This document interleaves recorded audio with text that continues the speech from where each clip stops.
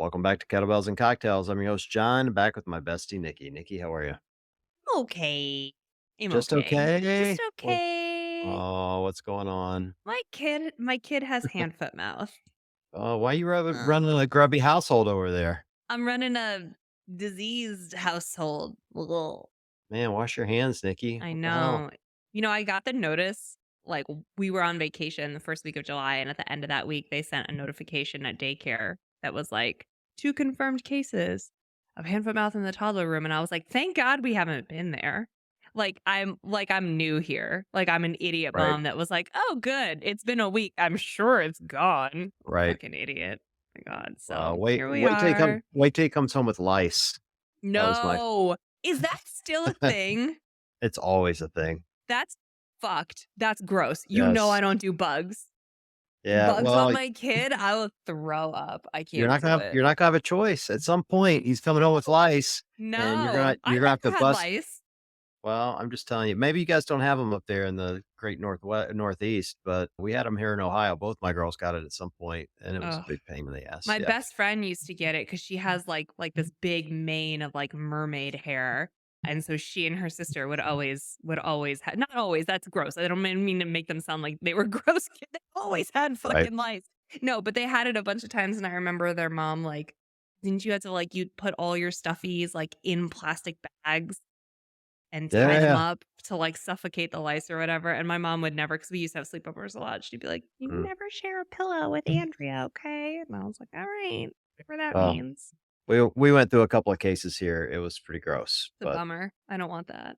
yeah, you don't want that. Well, But I'm anyway, yeah. Anyway, I'm excited about tonight. Here's a fun fact most people don't know about our show. When we have CrossFit Games champions on, they have to win 3 times, or we don't let them on.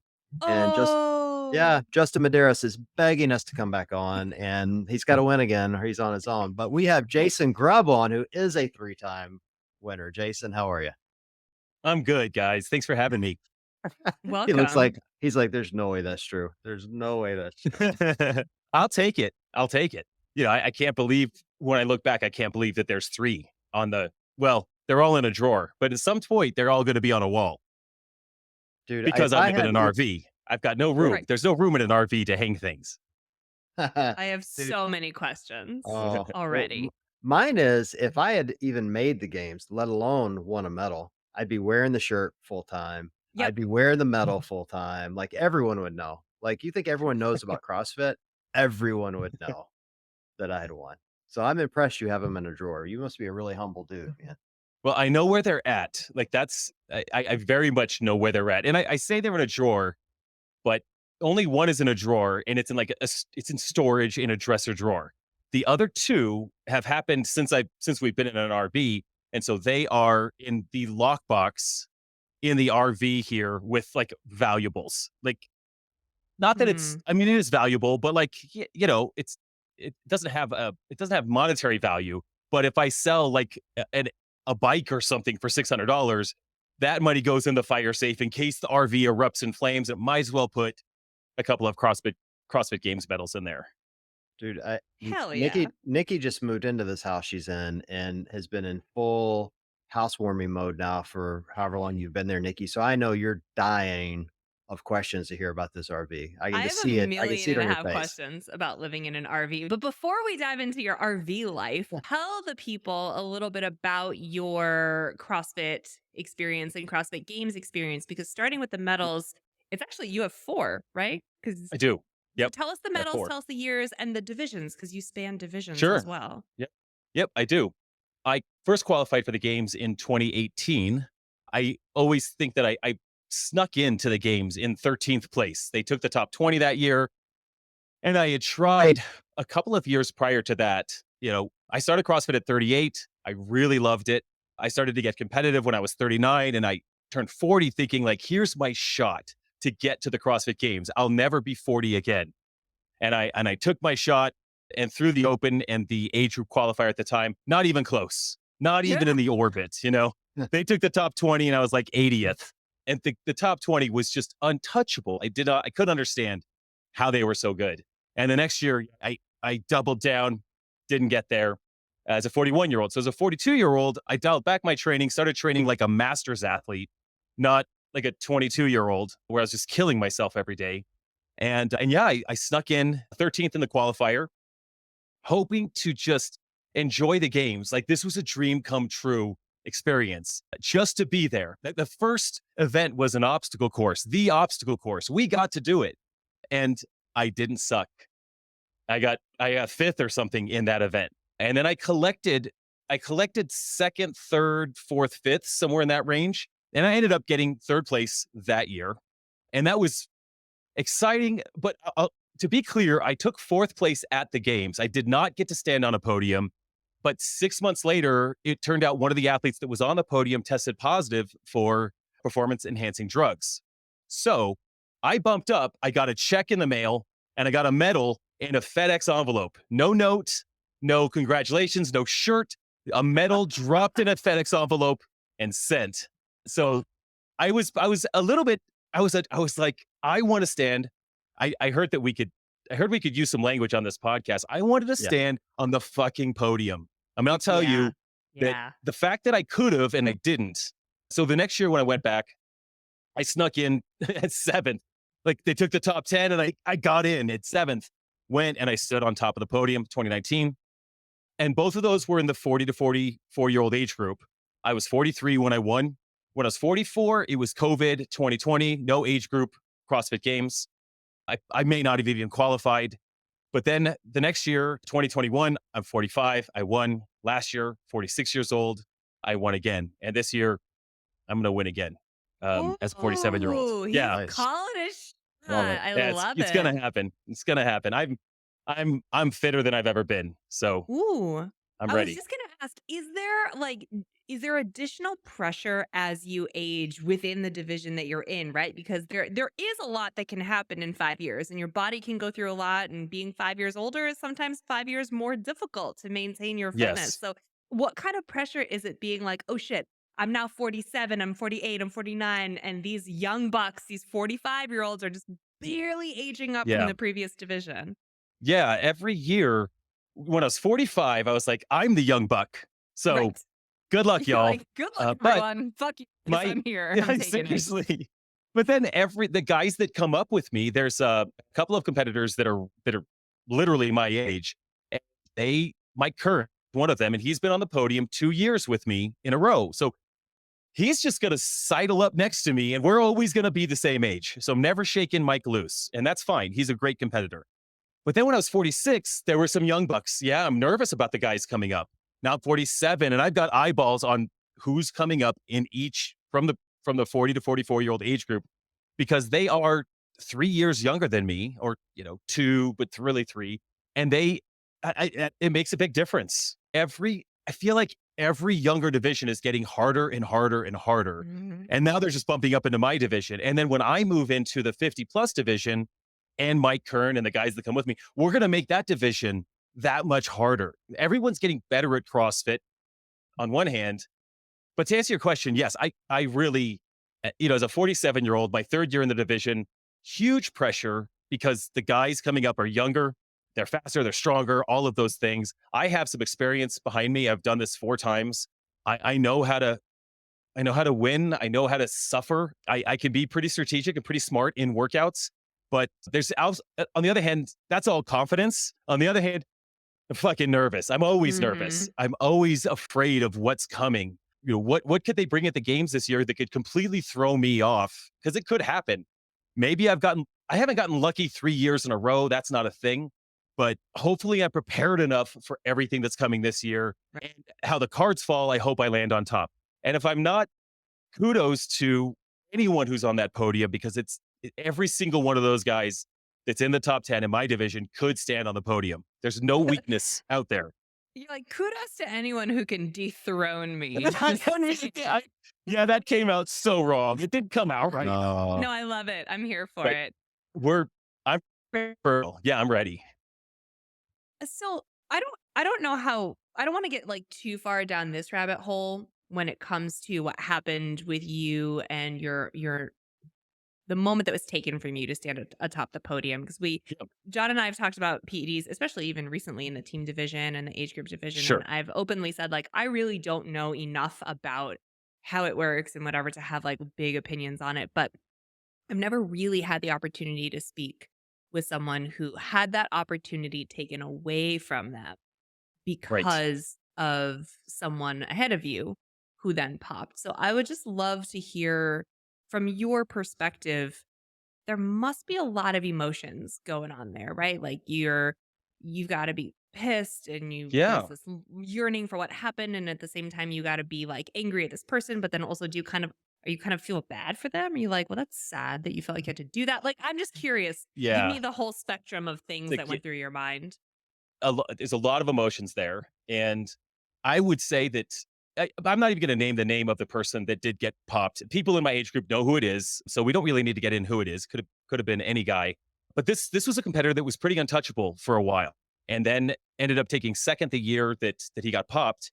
And it really makes you think, like, did this guy somehow skirt the system for 4 or 5 years? Was he cheating all the time? And I was angry. I was bitter. I'm still just like, dude, you got to call everybody in that division and apologize. Like, I am sorry that Wow. I took attendance. I think, yeah, you should fucking like you took that from me. I think Vellner deserved a call from Gerard. I think he still deserves a call. I think the first thing that should have happened last year at the games, somehow in public, Gerard, however you say his last name, should have said, Vellner, I apologize. Hey, I take responsibility. I've admitted it. I apologize. And Vellner would have been like, yeah, totally. Let's move forward. Like, Vellner doesn't hold on. I don't hold on to it now, but I think that something should happen that apologies. So, in fact, the year on 2019 when I won, the second place guy popped, and it's like, what is going No on? shit. Second place guy popped. He did send an email out to everyone saying, I'm so sorry. I thought we were all playing on a level playing field or something like that. It was kind of a cryptic email, but he did Wait, acknowledge it. I'm sorry. I thought we were all using. Yeah. I thought we I were thought, all cheating. seriously, Goodness. right. Right. That's the email we got. And I was like, well, I don't know what that is. I didn't even Okay, respond. he should have like reached out to everyone, but like not with that. That was the Not with wrong. that. It was an attempt, but then what came out was like, what are you saying, bro? Because I just think in our sport, there is absolutely no room or excuse for this. And one of the things that pisses me off the most about guys that popped every year, and it's always going to happen, but it's the accusations from the community, or those outside of CrossFit looking into CrossFit, the comments I get on my YouTube videos, on Instagram, they're like, bro, it's PEDs. That's what's doing it for you. Mhm. It's a trend, T-Red, or whatever they call it. And I'm like, I don't even know what they're talking about. I don't know what that is. But the accusation that you can't have a radical change in your physical abilities from 38 to 45. Like, the argument that you can't do that, it pisses me off because you can. I did. And maybe I've got decent genetics, but if you saw my parents, you wouldn't be like, oh, yeah, no, this guy's got some beefcake parents. Like, no, I had, like, like He's got my meat castle right, parents. He Right. just right, he's meat bound castles. to stand at the No, podium. man. My dad was an addict, and my mom was overweight. These are the genetics that I have, and maybe there's an addictive quality to my passion for the sport. Mhm. Probably is. So I'm just gonna. I mean, I'll take that. I'll Just take roll the with that, genetics yeah. towards addiction, and I'll just roll in that and just make myself suffer consistently. But with enough work, if you've seen my before picture, I'm kind of a fluffy 38-year-old dad holding a red stripe. That's my before picture in Jamaica, right?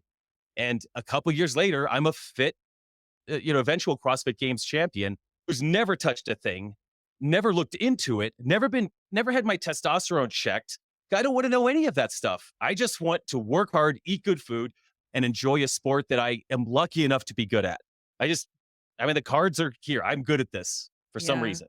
It's interesting. I've never thought about the idea of sending an apology because of what because of the perception that now you're adding to the sport. Like that's really Right, interesting and I've never thought of it right. from that.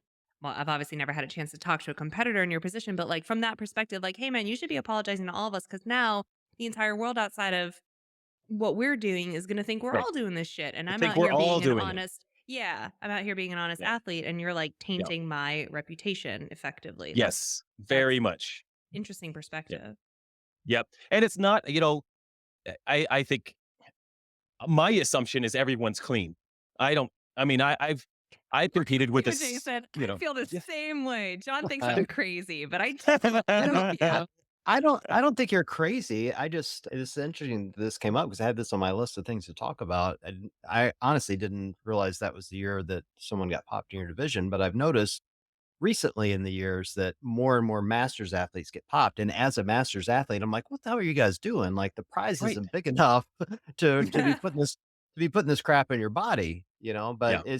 it's proof people will do anything for a prize. That was actually one of my Yeah. questions is why the hell do you think masters athletes feel the need to cheat? Right. Like, because I You know, I'm firmly in your camp, Jason, that in our yeah. age group, and I'm slightly older than you, but I'm still seeing progress.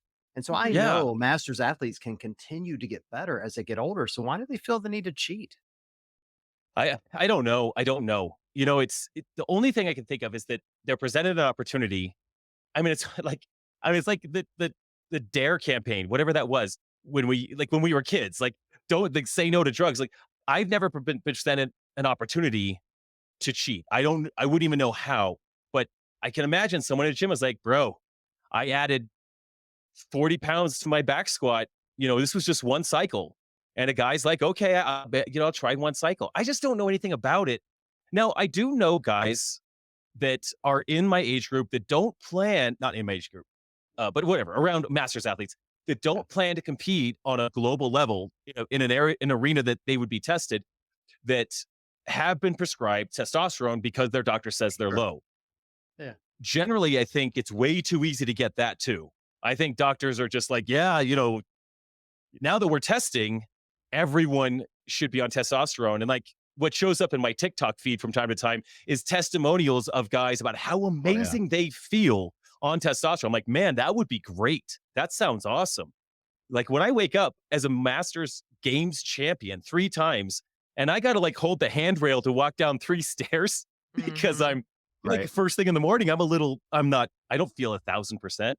Yeah, I would love to be, I would love to feel 20 years younger. And I am fit. I do feel very healthy for a 47-year-old. I can do a lot of things, but I don't just go outside and snatch 185 pounds like 20-year-olds do. I've got to warm up to jog. I got to warm up to, to, Right. You're to right. do anything. So, So much crossover symmetry happening. Like Yeah. so much. yeah, if I going to go play tennis? Well, I better do some crossover before I like play pickleball or something.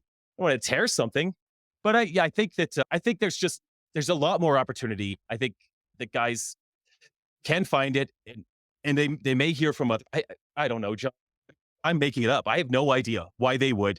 From a competitive standpoint, maybe they just want to get to the games one time. But I'll tell you, one time in 2018, I had an opportunity to cheat in the Open. And that was the year when your score from the Open carried over into your age group qualifier, and then that qualified you for the games. So every score counted. And Mhm. I think it was the first workout of the Open in 2018. You had dumbbell facing burpees and dumbbell front squats, part Oh, I A. Part hated B that was a one. max Hated it. clean. Yeah, Yep. Oh, it terrible, was right? terrible. Terrible. And so I tested it on a Friday, and I sandbagged the burpees and I hit a big clean. And I tested it Monday and I sold out on the burpees and I sucked at the clean. And I was my affiliate owner. I was the gym manager, right? So I could have put in a big clean and a big first score. I could have. And I remember thinking, like, if I do this and I inadvertently qualify this year, I will feel like a sack of shit if I qualify. I can't do it. And no one would have known. So I remember trying to figure out, okay, which one of these two is going to be a Mhm. better one, right? So I think I put in the better clean. I think that was the one I thought would end up with a better overall score. And it doesn't matter now, but I did have that opportunity as the affiliate manager to validate my score and just make some stuff up if I wanted to, or put in scores that I legitimately got, but not on the same day. If you just don't do stuff like that, right? But that was this temptation, John. Like I could just be an unethical douche right here. Well, I'm really getting free. It's favorite new phrase was just born. I will use it everywhere. You could do Yes. that, but you're Yes. being an Good. unethical douche. I'm gonna use that with Matt at 3 a.m. when the baby It's gonna. wakes up and he doesn't want to get out of bed. I'm gonna be like, "You're being an unethical douche right Well, now." if let's start down this rabbit hole, let me ask you a question about being an unethical douche. I had a long debate with someone today about this, and it was a true Uh, debate, and I feel really good about where we landed. We were both on opposite sides, but I'd be curious as a competitor your thoughts. There's a lot of debate in the community around cheating that athletes are doing in competition, it's being called cheating where an athlete is missing a rep and not getting no rep in a live competition. You follow me? Yep. I'm gonna be really specific. There was a post today from one of our best friends, Danny Spiegel. It was on the Yep. CrossFit page. It's people were blowing it up because Danny kind of notoriously has some reps that are viewed as, not the highest quality. And I think that's a fair criticism of an athlete when you watch them, including Danny. I'm not defending her reps here. But my argument was, it's like in a live competition, the judge is responsible, and the athlete's job is to complete the reps and get called no rep or get credit for the rep. But at the end of the day, the judge a foot away from them is the one that's calling that rep good or bad. Right. And so Agree. that was the debate was they were calling Danny a cheater. Well, she's a known cheater, so she's low quality was basically their thing. And so I guess that's the question for you. Like, I fully agree with what you're saying around, hey, you could cheat the open and you didn't, so you're not an unethical douche, and I think that's a great thing. But live competition, is it cheating or just competing? You know, I have two thoughts on this. I think one, as a competitor, my job is to make it super easy for my judge. That's what I want to do.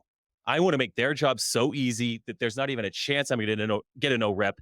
And it's a selfish ambition, like because and a no rep is disorienting. You're throwing wall balls and Yeah. you're throwing 50 of them, and they give you one no rep. All you're thinking is now I got to do 51 or 52, and it kills you inside a little bit. So I think as a competitor, Rich Froning did this so well. Like his judge will never call a no rep because he's never going to be close to no repping. Yeah. So I think that's our job as competitors, to make our judge's job easy. On the other hand, when it comes down to it, you're, y yeah, it's on the judge. And I think of an example in the 2019 games, we had bar muscle ups and snatches. It was a repeat from what the individuals did in 2018. We did in 2019. And I was finishing up my last bar muscle up, right? And I was going to come off the bar and sprint across the field. On that bar muscle up, my right hand slipped off and I slammed onto that bar. And I think there was a rule, I wasn't sure about it, but if you laid on the bar yes, with the you hand could not not on it, pause on the bar. yeah, Yeah. that's a no rep. But my hand literally slipped off. And so I'm up on the bar, and my judge had already turned and started running before I finished the rep. So I got my hand on there, straightened out, finished it, jumped down, and I booked across the field. And now I didn't win the event, and I potentially could have done another muscle up. It had no effect on the outcome, but my judge did not see the end of that rep. But my judge gave me that rep, and I took it. I'm right there, and this is the 45th muscle up or however many there were. But yeah, no, I fell onto the bar. Judge didn't even see it. Slight judging mistake there. Like, you should watch the very end of the movement.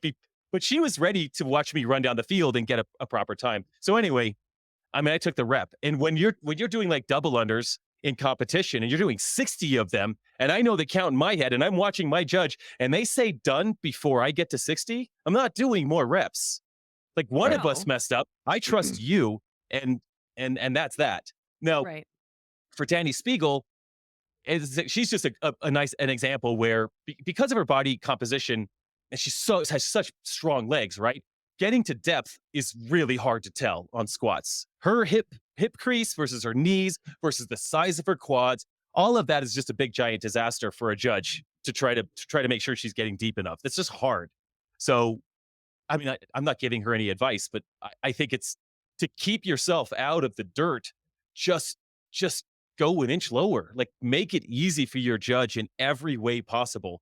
And oftentimes when I go out on the floor, I'll even talk to my judge about making sure, like, hey, we're doing cleans. My elbow needs to get in front of the bar, right? To make sure we're both on the same page, so that when all I have to do is flash that elbow in front of the bar, not catch in a elbows forward situation. So I like to try to communicate a lot to make sure we're good. And I can't think. I, I think I've gotten no repped maybe twice in the CrossFit Games. One, because I can't hit a target with a wall ball. Actually, I got like 4 no reps on that one. Never mind. Two It's separate hard. events. I can't hit a target. And it's just like I'm just gonna plan for some no reps on there. And I think we had one event in 2018 that started out with some deadlifts. And I think they no repped everyone's first rep just to let everyone know you got to stand up all the way. Like I Mm. think Right. everyone got a no rep, and I think it was strategic. But no, I make clear movements. That's on us. But if sorry, long answer, John, if they give you the rep, that's on the judge. Yeah, Now, I think you're right about the clear movements though. I mean, because the rules yeah, do actually say it's on the athlete as well. Mm. But I yes, like I was someone pointed that out to me. I'm like, you're not wrong. But in the history of the CrossFit Games, who has ever no rep themselves? I've never seen it happen. right, Now, it's not to right, say it hasn't. I mean, like clearly you right. finished your rep, but they weren't watching. They Like we're watching. I mean, you I didn't could have call them dropped the back. bar. No, Yeah, wait, I got one more. yeah, No, I did not. exactly. And And this isn't golf where, it's yeah, like it's a standard in golf to call your own penalties, where CrossFit's a little different, but obviously because it's a much, much faster Right. sport. Well, You that know, I yes, think you're talking about something too where it's like someone didn't not do the squat. It's a question of millimeters of yeah, depth. And yeah. right. so the athlete Yep. probably does think. The athletes are can I give my answer to this question? Because I'm Yes. also kind of like halfway Yes. in the middle where Yeah, we'll like allow it. thank you. Thank you. It is the judge's call is the final call. That's my opinion. I do not have the vantage point from my couch eating Cheetos, being a fat ass, to say whether or not that elite athlete squatted to depth. The judge has the final call. Even though it might look like I have a great angle, even though whatever, it's all smoke and mirrors. The person on the field of play is the one who's making the call.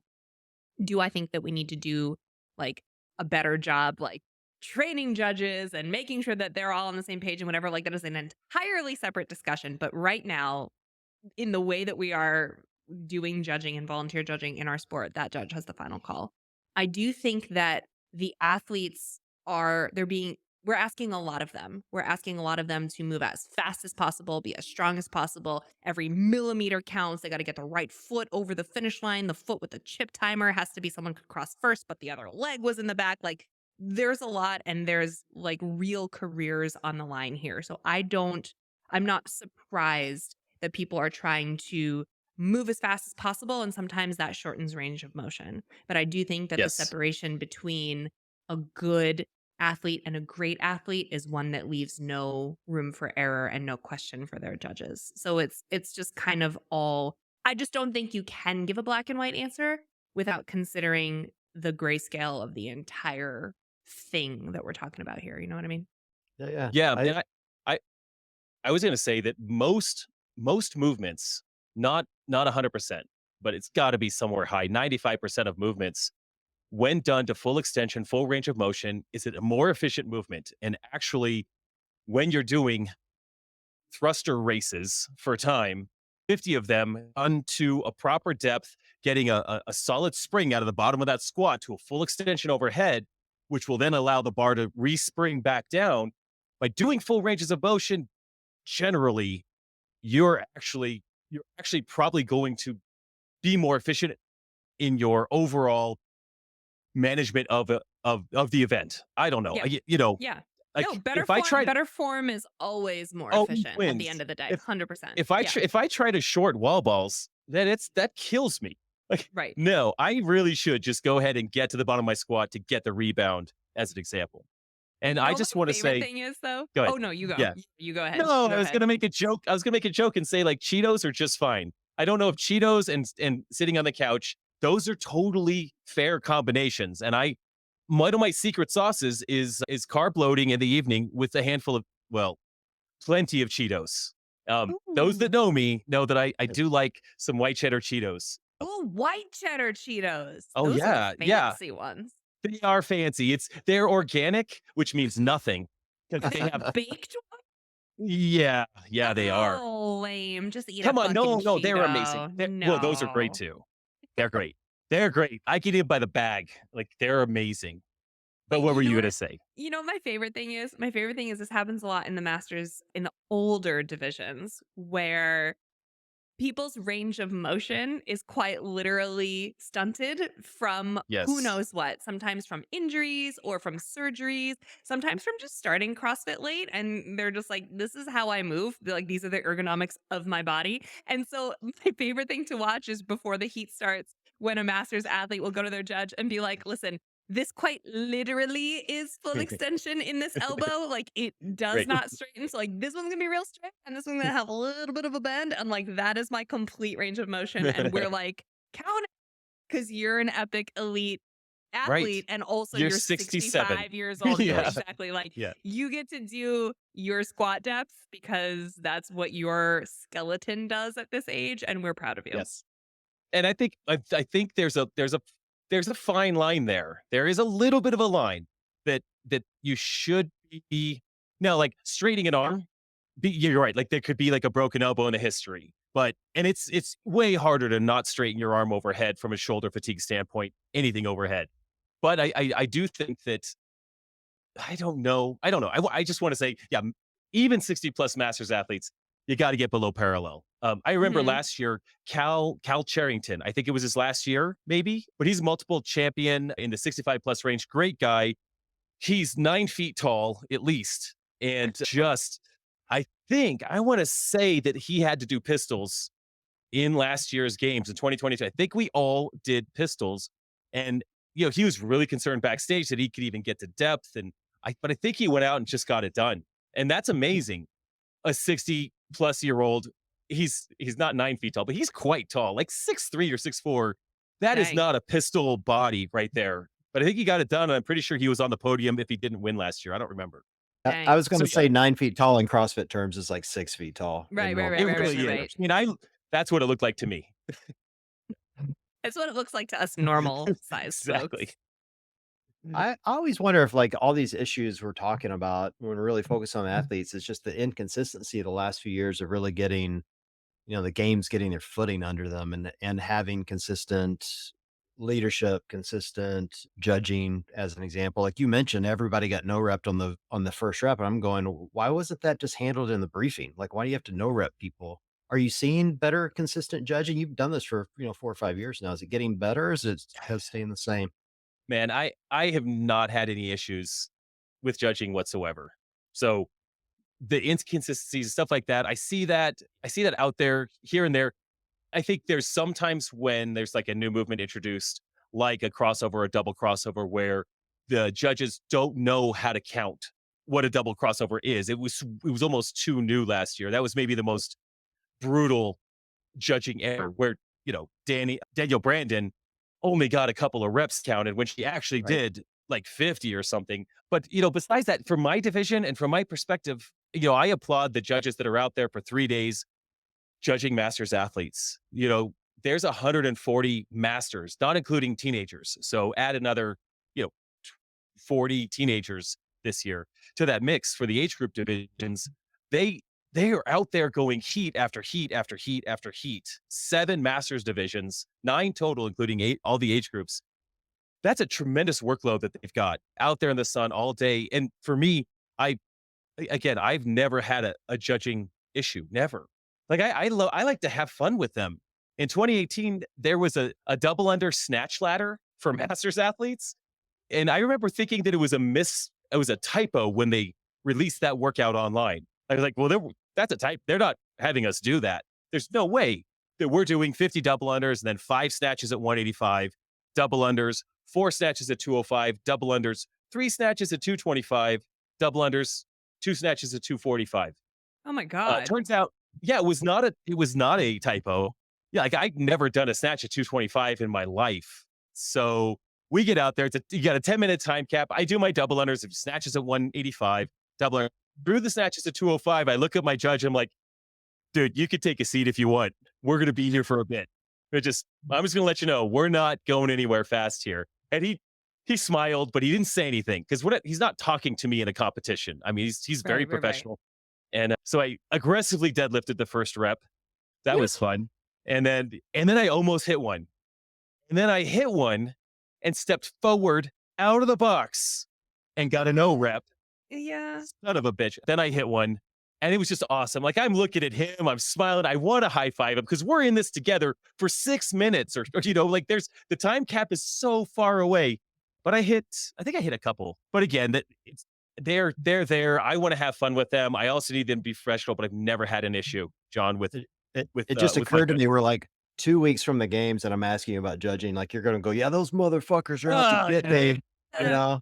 "I hate those They're all guys." amazing. They're gonna spit in You your know what's food in the back. I'll tell you what's really cool is as we work through the games and they've got to know me. I maybe as a masters athlete, I have a little bit more of a public persona. And a lot of the judges, even if I'm not there, like they'll catch me like Jason, hey, that was great or that was amazing. Or they'll catch me and we'll chat for a second, which is really cool because I just think I mean they're volunteering out there for 3 days in Yeah. all the Yeah. conditions. Yeah. So the more that I can give them and the more thanks I can give them or time with them, it's just really cool. So And m uh, my understanding is I'm not an expert at this, I don't know for sure, but my understanding is that at the games, all, if not most, I think all of the judges, like, have their L1s.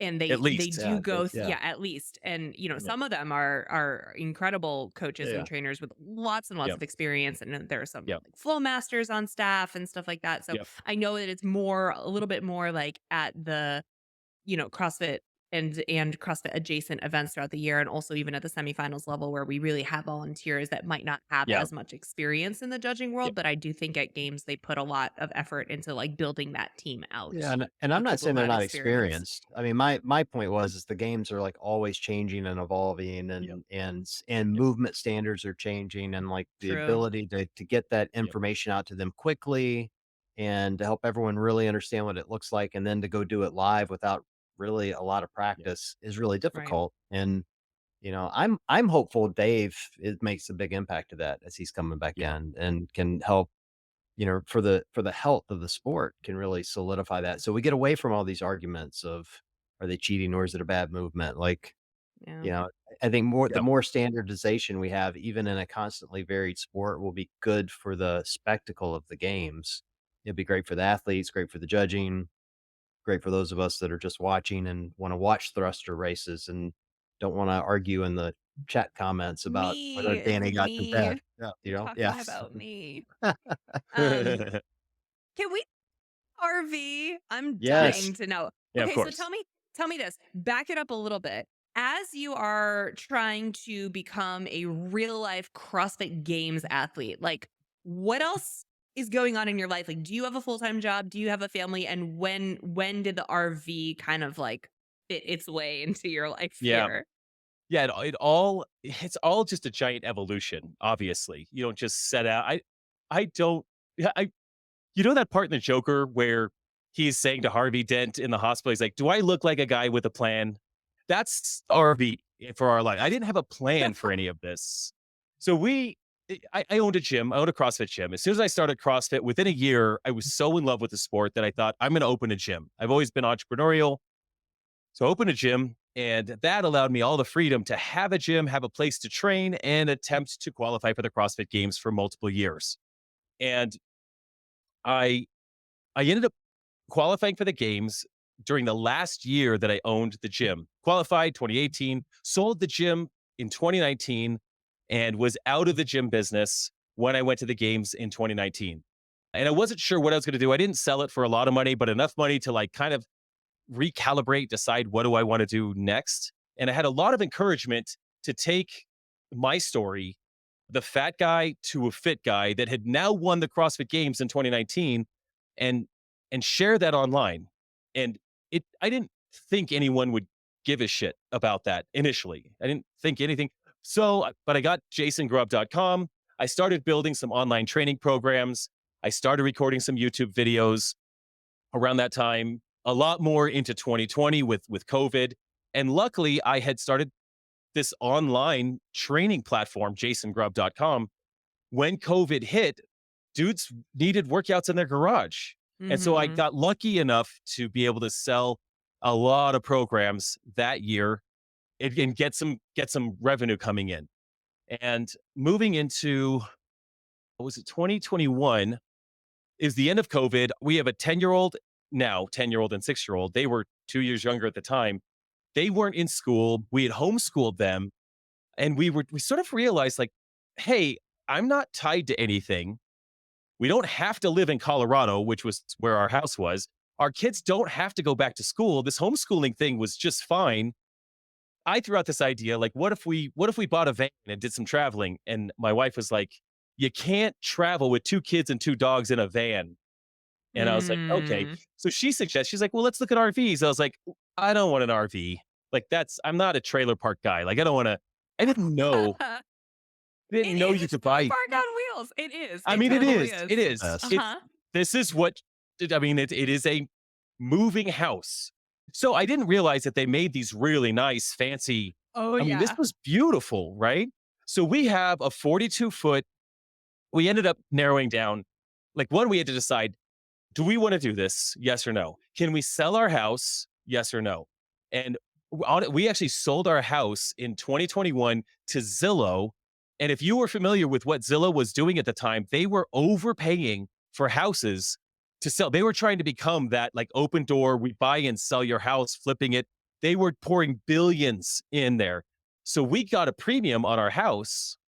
And the day we closed was the day the RV, the solar, the batteries, everything was done. I'd already bought a truck.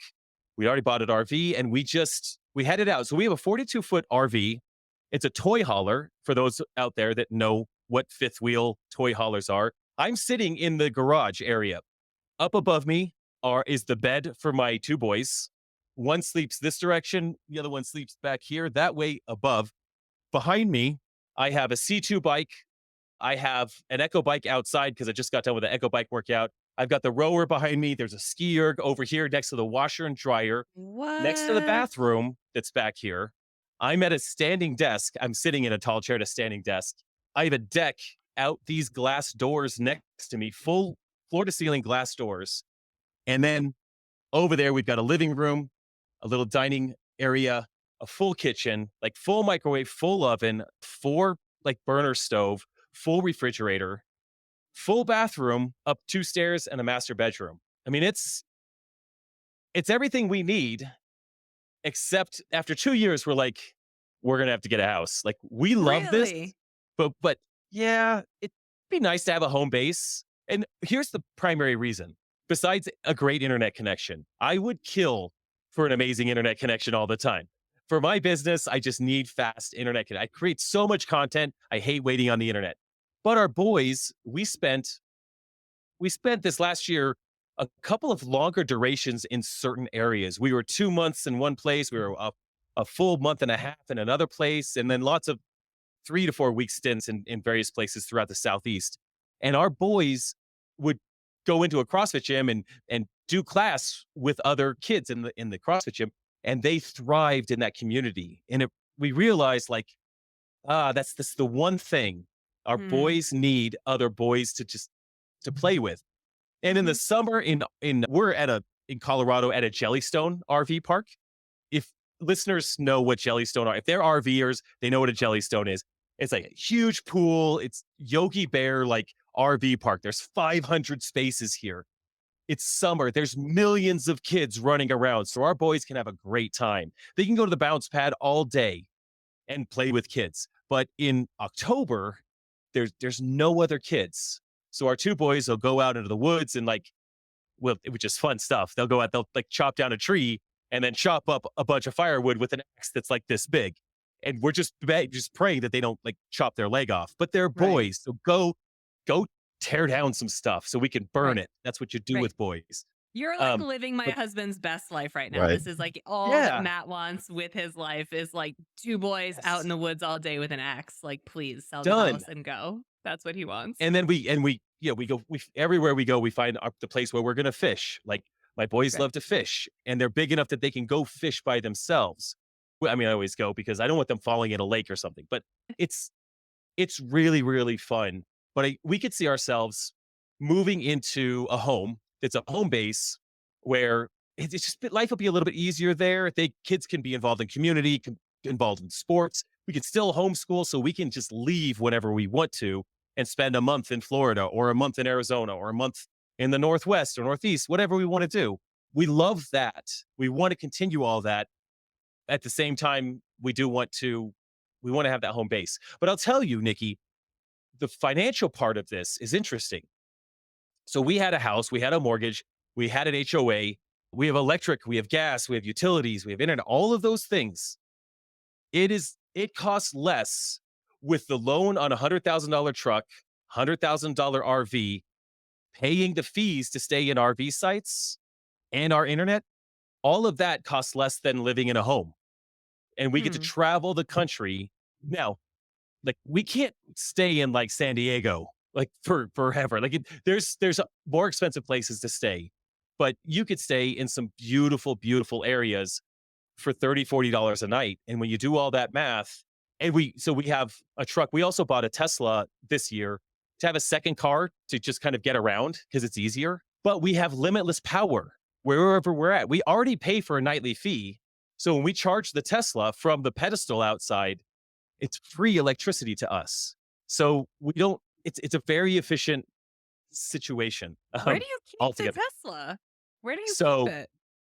yeah, normally you at an RV park, they have some parking lots. So we'll put our big old truck, we have an F450, we'll put that in the parking lot because it only needs to be driven. It loves to pull heavy things. It's built for it.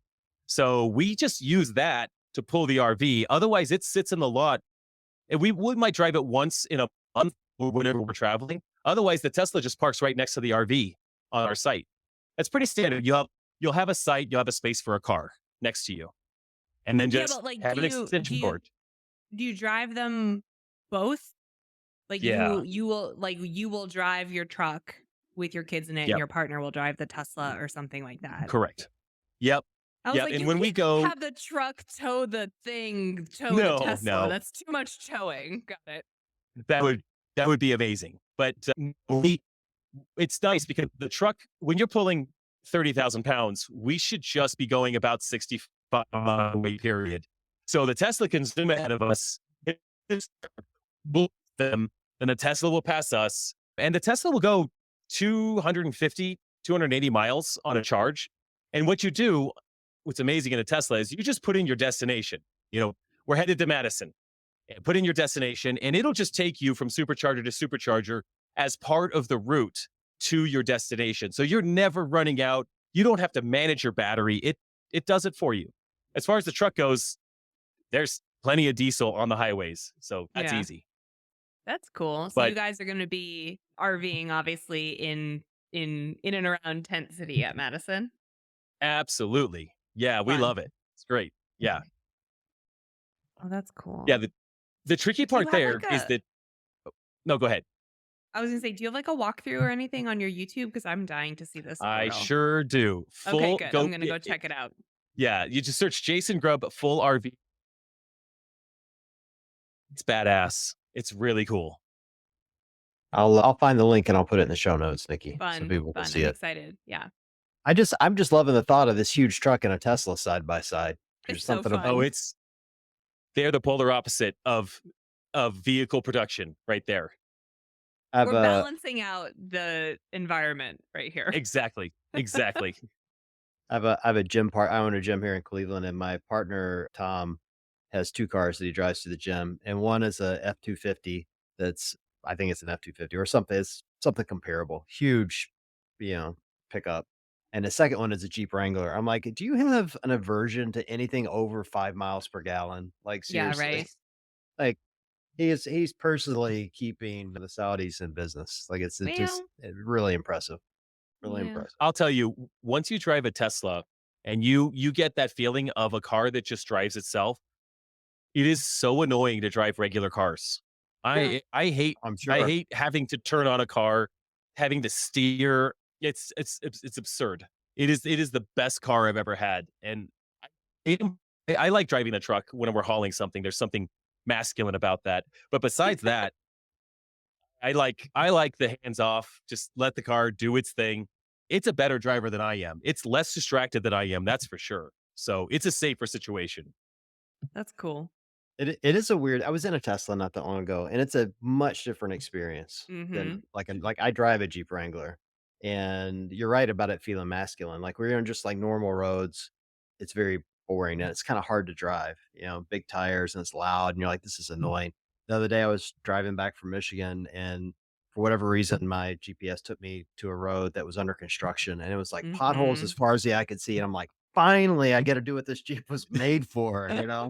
And I'm just flooring it down this beat up road just so I can go through the mud puddles. Yeah. But in a Tesla, it's the opposite. Like you're barely paying attention. You got like one finger on the wheel, if that. You're looking at that Yes. monster display that looks like a big screen TV. Like Mhm. it's a really cool thing. Like say what you want about Elon Musk, the Tesla is cool. It's Yeah, it very is It cool. is rad. great. It is Yeah. rad. Yeah. Now we have a plug at my house because my mom drives a Tesla and she watches my son one day a week. So we like made her a little plug situation in our garage so Oh, she Yes. can nice. come charge right at our house. That is a very Well, nice thing to do. Right? well, maybe a million years from now when the show takes off, Nikki, you can buy your own Tesla. Be Oh my great. God. Can you imagine? No, in a million years when the show takes off and we actually have any cash in our pockets from it, I'm going to go Right. back and re-buy my Wrangler that I had to get rid of when I had a baby. Uh, That's what I'm going to yeah. do. Yep. Because I The irony of cried the this day that I had to say goodbye to that car. Well, the irony of the story is I debated between an electric vehicle and the Wrangler when I bought the Wrangler. You want the And electric Wrangler? no. If you're gonna It's get a pretty Wrangler, get a cool. Wrangler. No, I no, don't no. know. That 4xe is pretty badass. I think it's cool. It's quiet. For a Wrangler to be that quiet, I think that's kind of cool. Yeah, I You don't can know. still deflate the tires and go crawling if you want to. Maybe Just next saying. time. We literally have a Tesla dealership like a half a mile from my house. So I Oh, see these cool. things every day. And Mhm. every time I see one, I'm like, oh man, I'd look great behind the wheel of one of those. Mhm. They're slick. But then I also see people driving with the tops off the Wranglers, and I'm like, "Damn, that I looks awesome know. too." And we have, here in Cleveland, our summers are like 75 degrees, so it's like Right. ideal top off weather in the summer. Yeah. So Yeah. I I miss had to go that with the Wrangler. car. Had to make that happen.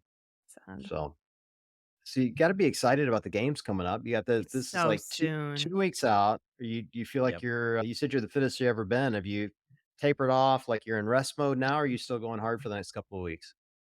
This is the last week of absolute hellfire. Every day is really tough, really tough. I thought last week was tough, but this week is tougher. And then next week will be a deload where we start to step it back to normal human workouts, let the body heal, recover a bit. And the funny thing is I'm not the kind of person to go completely inactive even for a couple of days. But I don't like it. I don't feel good. So I'll be active all the way through that deload week. Still training. It's really interesting. I'll be in Madison a week early, be training at Big Dane CrossFit out there. I love seeing a lot of athletes training that week before out there. And then yeah, we kick it off on a Tuesday. So that's nice. I'll take it's not too far off from a standard training week for me. So my body will be fairly acclimated to that rhythm and routine. One of the interesting things this year is that since semifinals, I've been following programming that my business partner and I have developed for masters athletes. So I'm moving in a direction where like I think and I've thought this for years, there's this amazing opportunity to create a training program specific to and for masters athletes.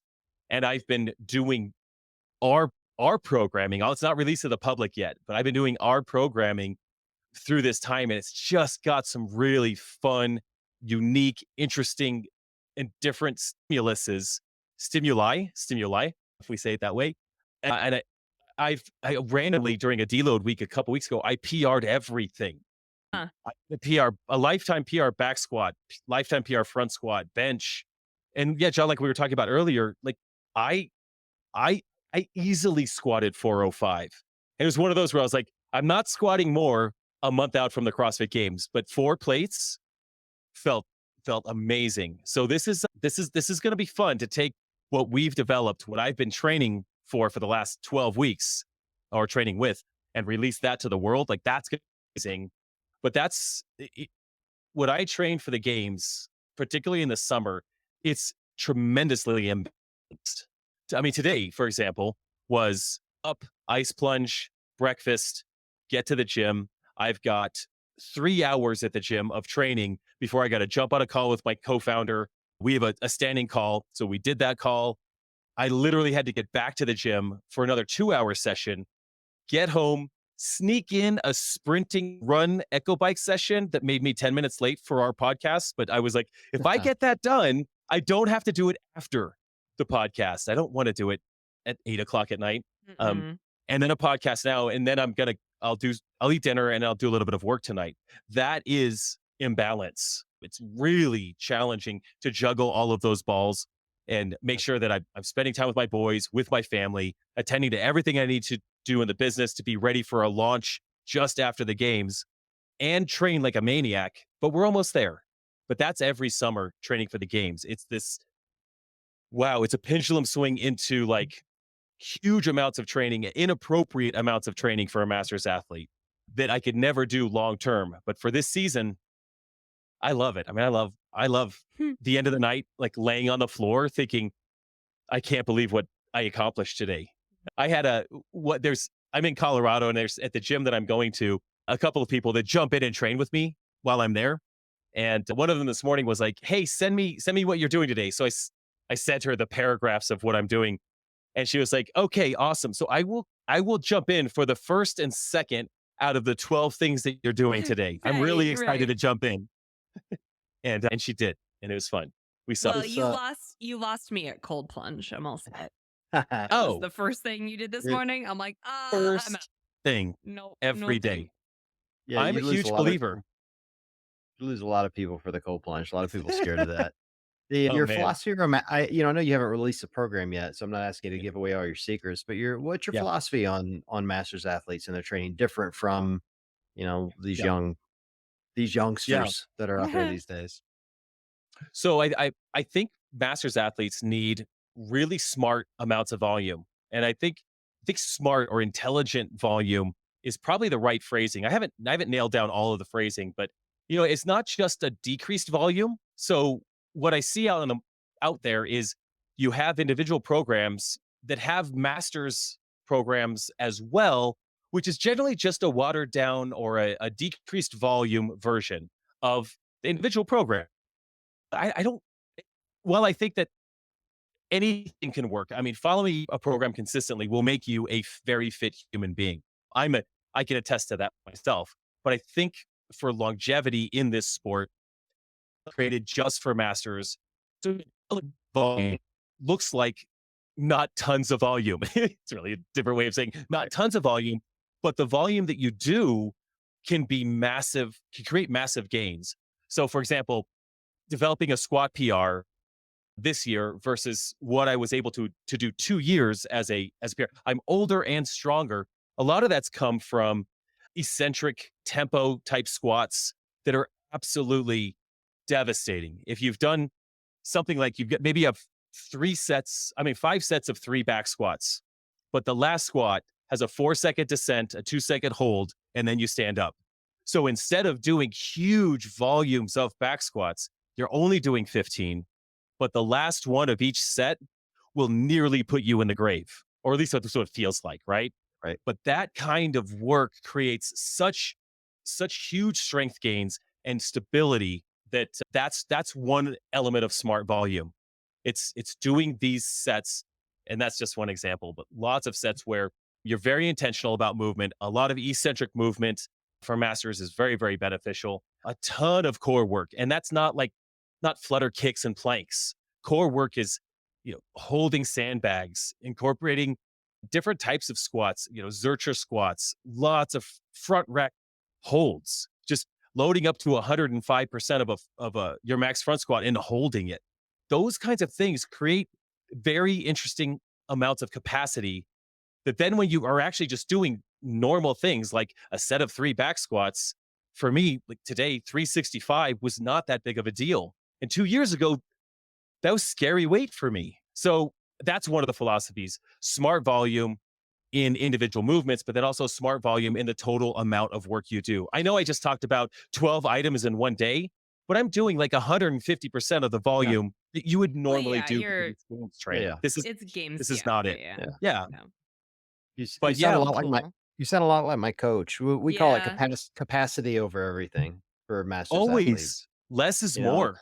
Less is Yeah, so much more for masters. Yeah, but yeah, interesting is more too. I love Yeah. that kind of that's when you yeah, can tell a really smart coach and a really smart programmer is like, what are the other things that we can do to build very specific muscle patterns Yes. within your Yes. nervous system? Like that Yep. is that's pretty cool. I like to hear it. And a lot of those sort of like, I don't want to call them more unique movements, but they're movements that you might not see programmed every day if you're going into a Right. CrossFit gym every single day and you're right. not doing a lot of accessory work. A lot of those movements specifically mirror real Yes. life movements that we Yeah, do. You know, those Zerkster squats. I always say it wrong. Yeah. Zerkster Z- yeah, yeah. squats. Say it. Zuckersware. Yes. Yeah, yeah, Zerker squats, thank you. Yep. They're like you carrying like heavy bags of dog food anywhere. You know what I mean? So Yes. like I Yes. really appreciate when They're accessory work or when yeah. specific strength programming Yes. incorporates a lot of those more specific well, training elements. on I do this other show, Ben Zawalski, and Oh yeah. he calls it the lead domino. Like if you want to get really good at heavy thrusters, you don't need to do heavy thrusters over and over. Get really good at a front squat. Get a heavy front squat. Yeah. Like do what you're Yeah. describing. Do these pause squats. Like Mhm. you'll Yes. find that, instead of doing front squats, back squats, thrusters, and goblet squats, and all these things that are loading you up, do one thing: fix your lead domino and Yes. everything else will Yes. follow. And what you're describing, particularly around like that pause stuff that was giving me heebie-jeebies because it's so Yeah. hard. Absolutely. It, Mhm. So it, it hard. will it will put you in your grave if you do it, but it fixes everything. And now you're It doing does. one thing, fix the capacity of all these other problems you have. And all of a sudden you look up as a master's athlete and go, when did I start squatting this much weight? How Yeah, did that it's happen? cool. Yeah. That's cool. Another When Um another phrase that I was just going to sneak this in, a phrase that we like to use instead of accessory work for masters athletes, we like to use the word reinforcement work. It's this idea that we've done this work through a session, and then to finish off the session, we're going to do reinforcement work. The muscle groups that we've just worked, now we're going to give them something unique, something very specific to reinforce the movement patterns we've just done. I'm thinking I'm thinking tomorrow reinforcement work after I have front squats, cleans. I'll tell you, you want to do something fun. Do something like 2 front squats, drop the bar, now squat clean and jerk and re-rack the bar and do those for sets. That's fun. That's tomorrow. That's free. No charge for that. But then the reinforcement work at the end of the day, it has 4 reinforcements. I can only remember 2 of them off the top of my head, but Bulgarian split squats, which is everyone's favorite. Oh Uh, yeah, no, pass, hard hate, pass. hip hate.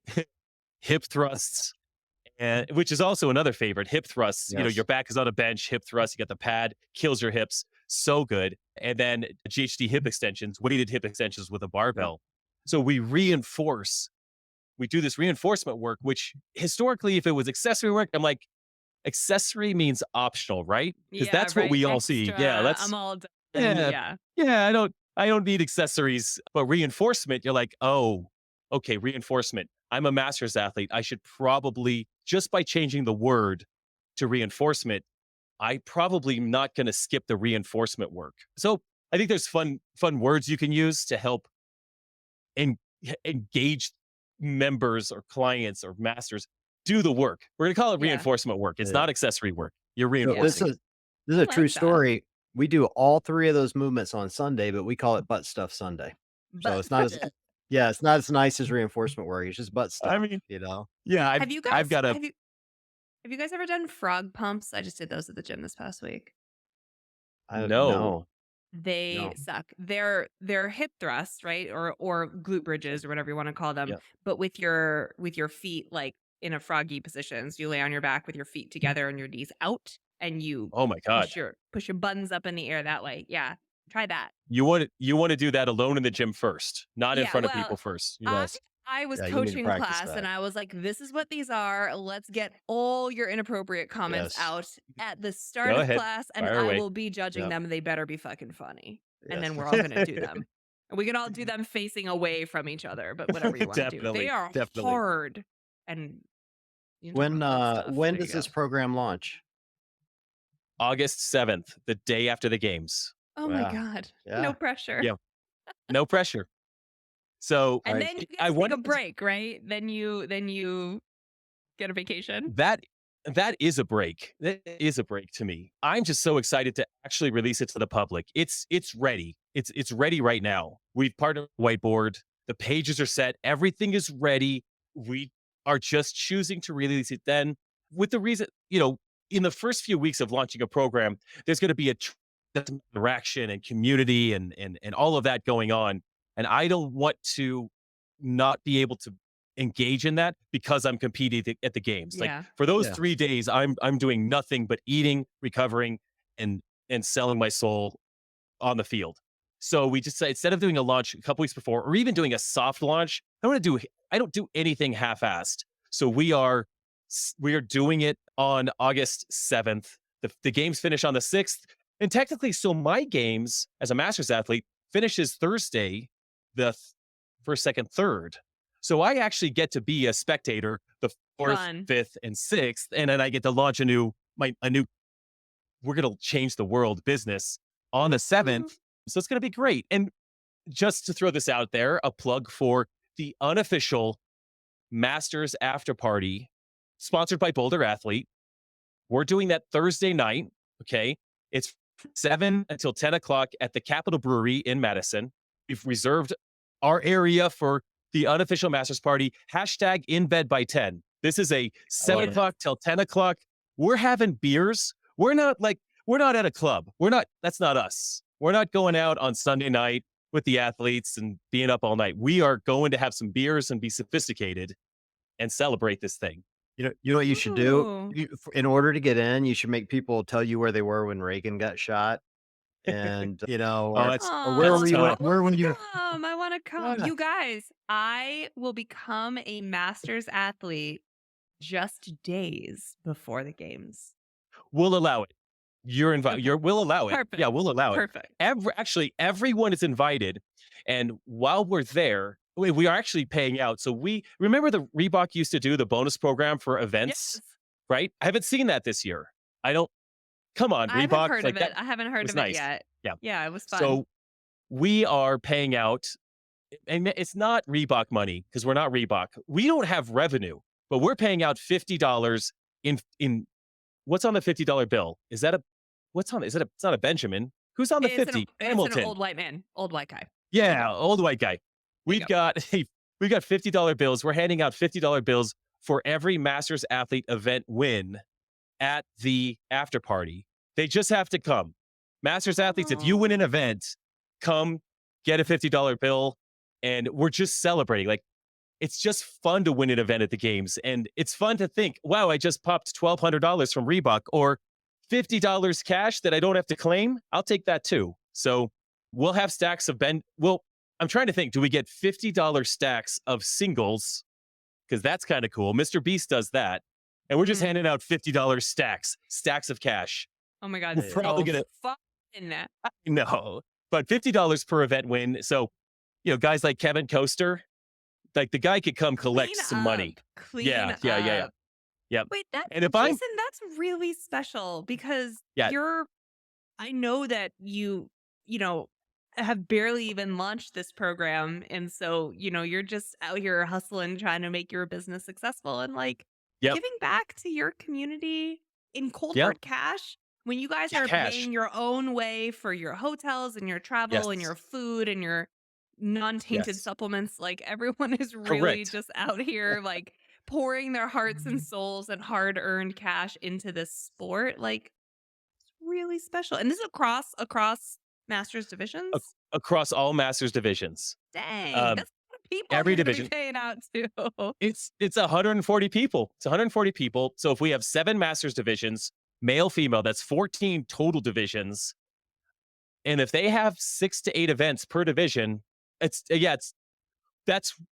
why it's not $100 per event. It's $50 per event. Right. You're listen, I want to help. right. But Really, and also with feed the my budget, I was family, like, so. I mean, I won't know the events. And if it's close, if it's at the end of my events and I've got a lead and I've got a cushion, whoever's behind me on the final event, if that were the case, I'd be like, dude, go ahead. Please go ahead. I've got $50 for you tonight. Go win this event. I don't Aw. even care.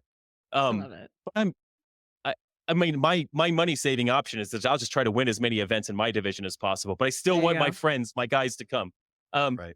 but yeah, we actually were trying to decide, like, could we pay out more to the podium athletes for the Masters? Because we could we could pay out more to podium, but really CrossFit does that. You get Mhm. $10,000 for first, above 40, and what is it, $5,000 for second, $3,000 for third.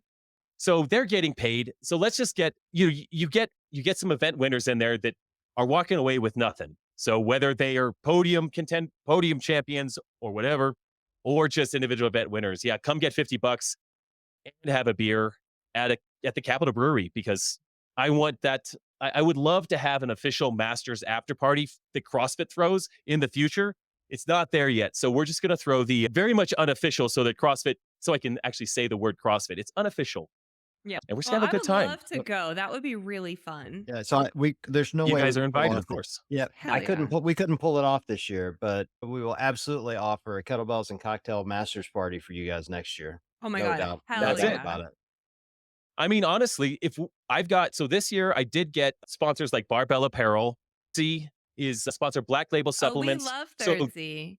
Yeah, yeah. yeah, Thirdsy's amazing, right? So these companies are all giving out gift cards to the event winners as well. So we're giving them cash, but we'll also be giving them gift cards from these sponsors that have agreed to support Masters athletes outside of what they're already doing at the games. So I'm sitting here with, I'm going to have stacks of gift cards on my desk from all three of those sponsors, which is also very cool. So the more we do this, next year we get kettlebells and cocktails, and we make sure we're at a place that can make cocktails, and we give That's out right. kettlebell to event winner. I don't, we have fun with it. You know what I Oh mean? my God, so Oh, yeah. fun. I'm here for it. Well, we'll And be an all yeah, masters team next year. So That's right, yes, baby. That's right. exactly.